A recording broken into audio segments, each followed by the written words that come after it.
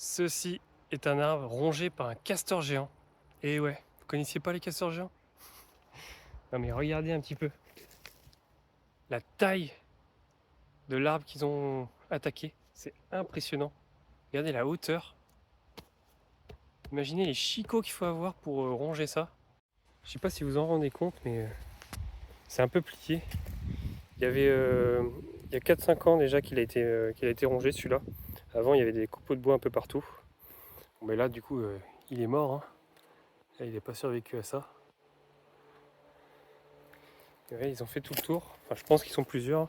Là on peut encore voir les traces de dents.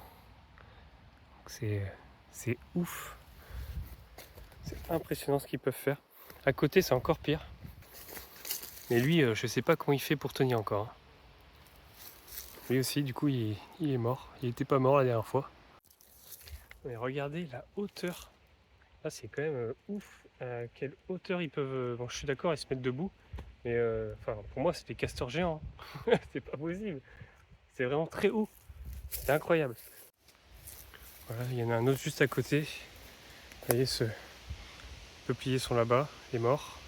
Celui-là est encore vivant pour l'instant en tout cas. On peut voir, il y a encore des marques plus récentes. Là on voit que c'est encore un peu vert. Il y a même les copeaux. Regardez-moi la taille de ces copeaux.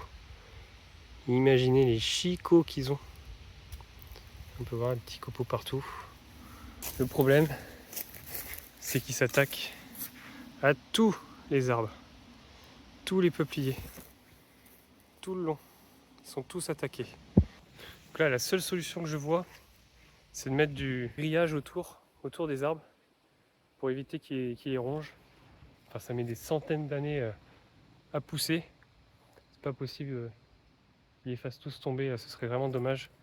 Faire des zones humides, je suis pas sûr que le propriétaire, là, que l'éleveur soit d'accord pour inonder son champ. Et je me dis aussi qu'il faut faire attention parce qu'il y a beaucoup de ragondins ici. Et un ragondin, un castor dans l'eau, difficile de voir la différence, je pense. Sachant que j'en ai pas encore vu des castors. Donc je pense que les chasseurs vont devoir faire attention de ne pas tirer un castor au lieu d'un ragondin. Je pense que je vais mettre un piège photo sur l'arbre qui est rongé récemment. Je vais mettre un piège photo et je vais essayer de les prendre en vidéo. Je pense que ça peut être intéressant. Parce que à mon avis, ils sortent que la nuit. Je vous publierai les vidéos si j'arrive à les capturer.